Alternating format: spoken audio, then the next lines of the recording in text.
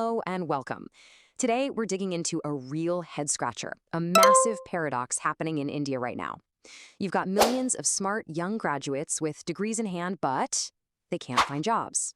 So why are so many educated people being labeled as unemployable? Let's get into it. To really get a feel for the problem, let's start on the street. When you ask recent graduates some pretty basic questions about what they studied, well, the answers can be a little surprising.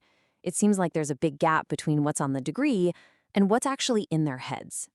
And this isn't just a few isolated cases. When you look at the data, it's actually pretty shocking.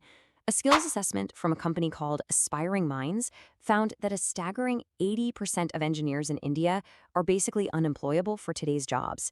That's 4 out of every 5 graduates. And it's not just an engineering problem, not by a long shot.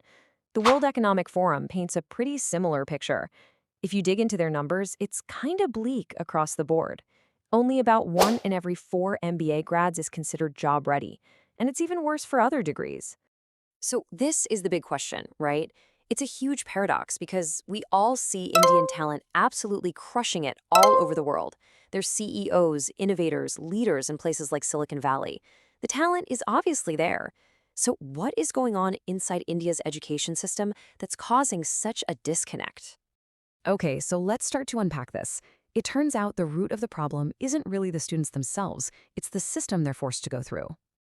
You can really break it down into 2 different philosophies. On one side, you've got a very restrictive learning model. It's all about theory, memorization, and super narrow goals. There's almost no room to explore. But on the other side, you have a flexible model, like you see in the US, that encourages students to think bigger, combine subjects, and actually develop social skills. And look, this isn't just theory. A huge real-world test of 56,000 IT engineers showed exactly what happens in this restrictive model. The results? Kind of a disaster. Most of them failed, not because they didn't know the material, but because they only knew what was in the textbook. The second they were asked to solve a new problem, to think outside the box, they were stuck. So what this really boils down to is a massive skills gap. The system just isn't teaching the things that companies are desperate for. The ability to actually solve a problem you've never seen before, to make a decision, to be creative. Now, this skills gap we've been talking about, it's already a huge problem. But with the rise of artificial intelligence, it's honestly turning into a full-blown crisis. As AI starts doing all the routine stuff, the skills that make us human become way, way more valuable. Okay, I know what some of you might be thinking. Soft skills, isn't that just some fluffy, motivational talk? Does that stuff actually matter when you're trying to get a job? Well, the numbers tell a very different story. According to Tech Republic, a whopping 58% of graduates get passed over for jobs. And it's not because they don't have the technical chops, it's because they're missing those fundamental soft skills, communication, teamwork, things like that. And believe me, the stakes are only getting higher. The World Economic Forum thinks that by 2025, AI could wipe out as many as 85 million jobs. The jobs that are left, the ones that are safe, are going to be the ones that require the kind of critical thinking and creativity that a machine just can't do. Critical thinking and creativity that a machine just can't do. So if the old system is failing, what's the answer? The good news is, a new way of thinking about education is already starting to take hold in India, and it's inspired by some of the best systems in the world. This new model really stands on 4 key pillars. First, a flexible curriculum, letting students mix and match subjects to get a broader education. Second, the syllabus is actually led by industry, so it's constantly updated to match what companies need right now. Third, those all-important soft skills are baked right into the courses from day one. And finally, global exposure, which gets students ready for a world that's more connected than ever. And hey, this isn't just an idea on paper. We're already seeing that this model works.